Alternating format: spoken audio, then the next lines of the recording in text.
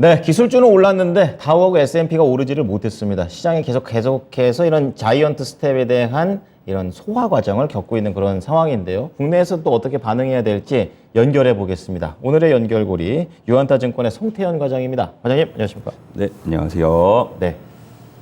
자, 그럼 과장님과 볼 주제 체크해 보겠습니다. 보여주시죠. 자, 오늘의 주제입니다. 경기 침체 우려, 유가를 내리다.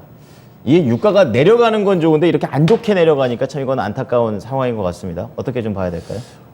말씀하신 것처럼 그렇죠. 유가가 내려가는 게 사실 좋은 이유로 내려가야 되는데 맞아요. 경기 침체라는 이유로서 내려가게 되니까 그런 부분은 안 좋기는 하지만 네. 그래도 지금 가장 문제가 되어 오고 있는 게 인플레이션에 기인한 경기 침체잖아요. 그렇죠. 그런 부분이 사실 조금은 이제 유가가 내려가게 되면서 압력이 좀 완화될 수 있는 건 아닌가라는 생각은 일부 해볼 수 있었던 부분이었던 것 같고요. 네. 다만 이제 한 가지도 변한 점이 없었었는데 시장에서의 해석 부분이 이제 변하게 되면서 변동성을 좀 키워내고 있다는 점은 역시나 아직까지는 미국 증시가 계속적으로 불안한 투자 심리를 가져가고 있다는 것을 잘 보여주고 있다라고 보시면 될 것 같습니다. 그래서 사실 보게 되면은 지수적인 측면에서나 섹터적인 측면에서도 사실상 이제 큰 종목들보다는 네. 보다 기술주라든지 성장주라든지 이런 종목들 위주로서 사실 상승폭이 더욱더 컸다라고 보시면 될 것 같고요. 네네. 이제 내용을 보다 더 자세하게 말씀드리도록 하겠습니다. 네. 먼저 일단 이 연준에서 인플레이션 관련돼서 우리가 더욱더 중점적으로 생각을 하게 되면서 이런 인플레이션을 잡겠다라고 다시 한 번 더 금요일 시장에서 이야기를 하게 되는데요. 그랬더라고요. 먼저 통화정책 보고서 공개 내용을 보게 되면은 이제 인플레이션 목표치인 2%보다 너무나 높은 상태이고 그쵸. 우리는 이것을 다시 회복하기 위해서 무조건적으로 전념을 하게 될 것이다 라고 이야기를 하게 됐습니다. 그래서 네. 통화정책 보고서가 이제 이번 주에 있게 될 연준이 파월 의장이 이제 상원, 하원에서 증언을 하게 될 텐데 그쵸. 네. 그거를 기반된 보고서가 금요일날 나왔다 정도로서 보시면 될 것 같고요. 이제 의회 증언을 하게 되면서 파월 연준장이 다시 한 번 더 인플레이션 관련돼서 강력하게 얘기할 가능성이 상당히 높다라는 미리 점을 예고편을 보고서로 본 거네요. 보고서로 이야기를 네, 한 거죠. 네. 거기에 뭐 큰 게 다를 내용이 나오지는 않을 테니까 그런 부분이라고 보시면 될 것 같고요. 내용이 어때요? 내용 자체를 보게 되면 결국은 우리가 인플레이션에 지금보다 더 초점을 맞추게 되면서 네. 지금 이 부분에 통화 정책을 사용을 하게 될 것이다. 요거가 이제 다 긴축이네요. 예, 네. 그런 부분이다라고 보시면 될 것 같고요. 파월 연준장이 금요일 날 컨퍼런스를 진행을 한 것이 있었었는데 네. 거기서도 이제 연준이 물가 안정에 대한 강력한 약속은 이 가치 저장소로서 달러에 대한 광범위한 신뢰를 기여를 하는 것이다라고 이야기를 하게 돼요. 되게 어렵게 얘기하네요. 한마디로 네.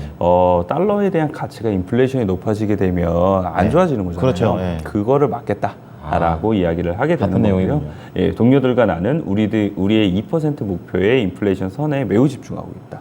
인플레이션이 다른 무엇에 대한 이런 목표보다도 훨씬 더 지금의 상황에서는 영순이군요. 네, 가장 집중을 하고 있다라고 얘기를 그렇군요. 하고 있는 거죠. 네. 파월뿐만 아니라 이제 미니애폴리스 연은 총재인 닐 카스키리 같은 경우에도 네. 다시 한 번 더 7월달에 75bp 인상에 대해서 이야기를 하게 됩니다. 이분 비둘기파죠? 네, 비둘기파임에도 불구하고 지금 시장이 매우 불확실성이 높고 통화 긴축에 대한 부분이 많이 진행이 되기는 했지만 네. 이것이 지금 끝이 아니다. 이 물가를 잡을 수 있을지 없을지가 불확실성하다라고 얘기를 하게 돼요. 야, 물가가 심하게 심하나 봅니다. 네, 그래서 그렇기 때문에 우리는 데이터의 의존도를 더 높일 수밖에 없게 될 거고 데이터 의존도에 따라서 만약 인플레이션이 더욱더 높아지게 되면 우리는 75bp를 다시 한 번 더 쓸 수밖에 없다라고 얘기를 하게 되는 거고 그렇군요. 반대로 대신 이런 유연한 부분은 이야기를 하셨는데 네.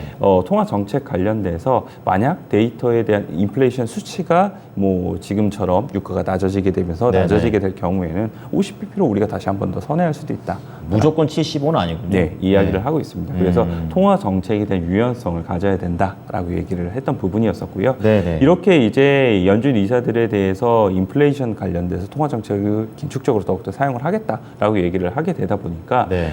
경기 침체에 대한 목소리는 더욱더 높아지고 높아지고 있어요. 그럴 수밖에 없네요. 네, 네. 이 월스트리트 저널에서 이제 보도가 나왔던 내용이었었는데 이 컨퍼런스 보도에서 전 세계 CEO 대상으로 설문조사를 했는데 경기 침체 올 것 같냐라고 이제 물어보게 된 거죠. 그렇죠. 네, 거기서 이제 이야기를 하게 된 것이 60% 이상 이 CEO가 자사가 사업하는 지역에 12개월에서 18개월 내에 이제 경기 침체가 도래하게 될 것이다. 그러니까 내년쯤 침체 온다는 얘기네요. 네, 아무래도 이제 뭐 설문조사다 보니까 그쵸. 심리에 대한 부분도 많이 반영이 되기는 하겠지만 아무래도 그렇죠. 그래도 회사 내부자가 이 정도까지 이야기를 하게 된다는 것은 뭐 우려감이 더욱더 높아질 수밖에 없는 부분이지 않나라고 보시면 될 것 같고요. 그렇군요.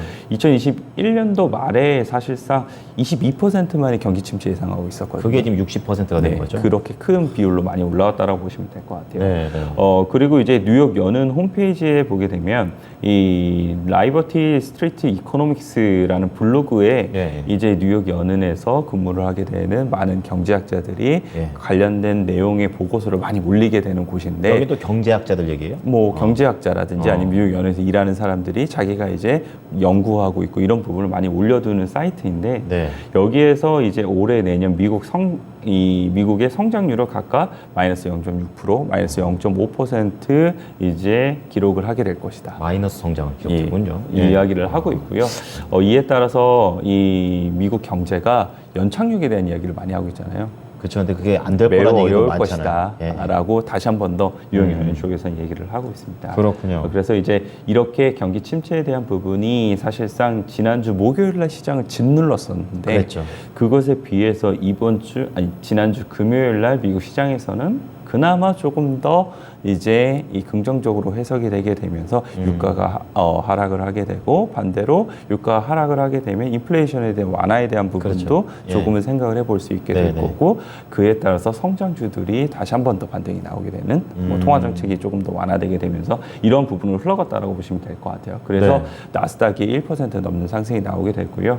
유가 같은 경우에는 한 7% 정도 급락이 나왔습니다. 그러니까 120달러에서 갑자기 110달러를 밑으로 내려가 네, 버립니다. 맞습니다. 예. 그만큼 이제 사실 유가 관련돼서도 투기적인 일에 수요가 많이 그런 것도 들어왔다라고 보시면 될 것 같고요. 예, 예. 이제 인베스탁에서 보게 되면은 이 시장 전반이 기준 금리형 인플레이션에 움직이는 가운데 결국 원유 시장에서도 수요가 이를 뒷받침해 줄 수 있겠느냐. 결국 경기 침체가 오게 그렇죠. 되면 예. 수요 불안할 테니까 그게 문제가 될 수 있다. 안 쓴다는 얘기죠. 라고 이제 이 관심이 이쪽으로 좀 돌려지고 있다라고 얘기를 하고 있어요. 네. 그렇게 되다 보니까 아무래도 유가 관련된 종목들인 이제 엑슨모빌이라든지 쉐브론이라든지 아니면 EOG 리소시스라든지 전통적인 에너지 관련된 종목들이 한 5% 정도의 하락이 많이 이제 밀렸네요. 발생을 했다라고 예. 보시면 될 것 같고요. 네. 반대로 재미난 부분인데 신재생 에너지 관련된 종목들이 상당히 강했습니다. 이제 반대로 이게 시소처럼 움직이는 것 같아요. 뭐 아무래도 유가가 자금에 떨어지니까. 대한 부분이 네. 이쪽에서 이렇게 흘러가는 것이 아닌가. 뭐 투기적인 수요는 계속적으로 있을 테니까 그렇죠. 그런 부분이라고 생각을 해볼 수 있는 것 같고요. 어땠나요? 태양광 에너지 관련된 ETF가 6% 상승이 나오게 됐고요. 그리고 썬런이 12%, 그리고 썬파워가 12%. 태양광이요. 네, 이 솔라이치 테크놀로지가 8.4% 정도 상승이 나오게 되면서 네. 전반적으로 태양광 관련된 기업들에 대한 주가가 두 자릿대에 가까운 상승이 나왔다라고 셌네요. 보시면 될 것 같고요. 예, 예. 이제 수소 관련된 업체들도 강했었는데 네. 플로우 파워가 11% 그리고 퓨어스 에너지, 이 발라드 파워 시스템즈가 6% 정도의 상승세가 함께 나왔습니다. 그래서 네. 신재생 에너지가 한 꼭지로 엄청나게 강했었던 부분이 있었다라고 말씀드릴 수 있을 것 같고요. 또 한 가지는 유가가 하락을 하게 되다 보니까 반대로 유가를 비용으로 사용을 하고 있는 네. 항공주들이 조금 강했습니다. 아, 항공유. 예. 네. 항공주들에 대한 주가를 보게 되면은 항공 ETF가 3.3% 상승이 나왔고요. ETF. 아메리칸 에어라인이 6.4% 그리고 유나이티드 에어라인이 한 4% 정도의 상승이 나오게 되면서 바로 반응하네요. 항공주들이 네. 이제 강세를 좀 보였었고 크루즈 관련된 기업들이 엄청 강했습니다. 그렇군요. 네, 카니발이 9.7%, 로얄 이제 크루즈가 6%, 그리고 노르지안 이 크루즈가 10% 정도 상승이 나오게 되면서 물론 여기에 관련된 이슈가 다 한 가지 더 있기는 했었습니다만 그래도 이제 유가가 하락을 제일 하게 큰 건, 되면서 예. 어느 정도 이러한 이제 주가에 좋은 흐름이 나온 것이 아닌가 이렇게 생각을 해볼 수 있는 것 같습니다. 네, 지금 보니까 맨 마지막 얘기를 듣다 보니까 여기에서 아무래도 종목들이 연결될 것 같습니다. 오늘의 종목은 이겁니다. 두 종목이네요. 보여주시죠. 그렇습니다. 지금 하나솔루션, 태양광 쪽이고 하나투어. 예, 그렇습니다. 이 유가와 관련해서 신재생과 그리고 이런 항공 이쪽으로 간 걸 그대로 종목을 연결하신 것 같네요. 네, 맞습니다. 사실 대표적인 종목들을 일단 말씀을 드리는 건데 크게요. 예. 오늘 이제 주가의 흐름이 만약 이쪽으로 들어오게 되면 조금 더 작은 종목들이 많이 움직이기는 할 거예요. 네네. 그런 작은 종목들 같은 경우에는 변동성을 이용한 매매로서만 활용을 하셨으면 좋겠다라고 네, 말씀드릴 매매 수 있을 것 관점이군요. 같고요. 조금 더 이제 장기적으로 끌고 가실 분들이라면 제가 이제 말씀을 드린 하나솔루션이라든지 아니면 하나투어 이 종목들을 조금 더 끌고 가셨으면 좋겠다라고 말씀을 드리고 싶습니다. 예. 먼저 하나솔루션 같은 경우에는 태양광 모듈 관련돼서 얼마 전에 이제 미국이 동남아 관련된 이제 태양광 업체들에 대한 관세를 2년간 유예했죠. 이제 면제하겠다라고 얘기를 하게 맞아요. 됐잖아요. 그렇게 되면서 태양광 시장 자체가 더욱더 침체가 되어 있었는데 다시 살아나게 되면서 여기서 하나솔루션이 경쟁업체이기는 하지만 그래도 더욱 좋아질 것이다. 그렇죠. 라는 업황이. 이러한 이제 전망이 나오고 있다라고 보시면 될 것 같고요. 살아나는군요. 예. 지금 미국 그리고 유럽에서 셀하고 모듈 가격이 상승이 나오고 있는데 이에 따라서 하나솔루션 같은 네네네. 경우에도 2분기 때 태양광 관련된 실적이 이 유의미한 턴어라운드가 나올 수 있게 될 것이다라는 전망이 나오고 있습니다. 그리고 이제 케미칼 부분도 보게 되면 네. 케미칼 부분이 지금 사실 엄청나게 업황이 부진을 하잖아요. 그렇죠. 그럼에도 불구하고 타사 업체들 대비했을 때에는 주요 품목이 가격이 계속적으로 유지가 되고 있기 때문에 그런 부분에서는 훨씬 더 유리할 수 있는 부분이 있다. 그렇기 때문에 하나솔루션을 지금 일단 태양광 관련돼서도 봐야 되고 그리고 화학 관련돼서도 탑픽이 될 수도 있다라고 이야기를 하고 있습니다. 네, 하나투어는요? 그래서 이제 하나솔루션 보셨으면 좋겠다라고 말씀드리고 싶고요. 나머지 하나는 하나투어인데요. 네. 하나투어 같은 경우에는 뭐 다들 아실 겁니다. 뭐 여행 관련돼서 사실 두 가지 이야기가 나오고 있는데 하나는 경기 침체로 소비가 부진될 수도 있다. 나머지 하나는 리오프닝이 되면 결국은 늘어나게 될 것이다. 이게 이제 팽팽하게 맞서고 좀 그러네요. 있는 부분이 있습니다. 네, 네. 요 근래 보게 되면은 어쨌거나 홈쇼핑 관련돼서도 여행 관련된 상품들이 상당히 많이 늘어나고 있는 만큼 네. 그런 부분이 브랜드 1위의 업체인 하나투어도 역시나 회복에 대한 그림으로 그려질 가능성이 상당히 높아 보인다라고 말씀드릴 수 있을 것 같고요.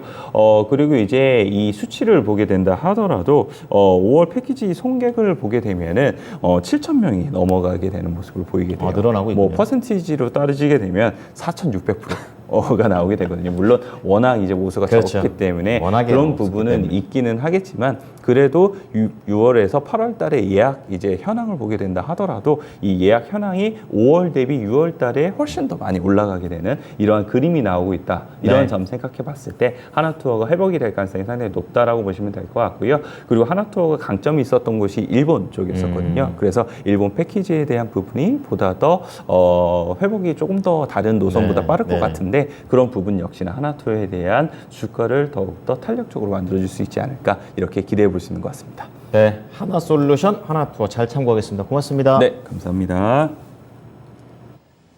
자, 지금까지 유한타증권 송태영 과장과 함께한 연결고리였습니다. 오늘 신재생 쪽에서 태양광 하나솔루션 그리고 여행 쪽에서 하나투어 말씀해 주셨으니까요. 잘 참고해 보셨으면 좋겠습니다. 네, 지금까지 투자 판단에 도움이 될 수 있는 정보를 제공해 드렸습니다. 하지만 특정 종목의 상승과 하락을 보장하진 않으니까요. 이 부분 참고해 주시기 바랍니다. 오늘도 성공 투자하십시오. 고맙습니다.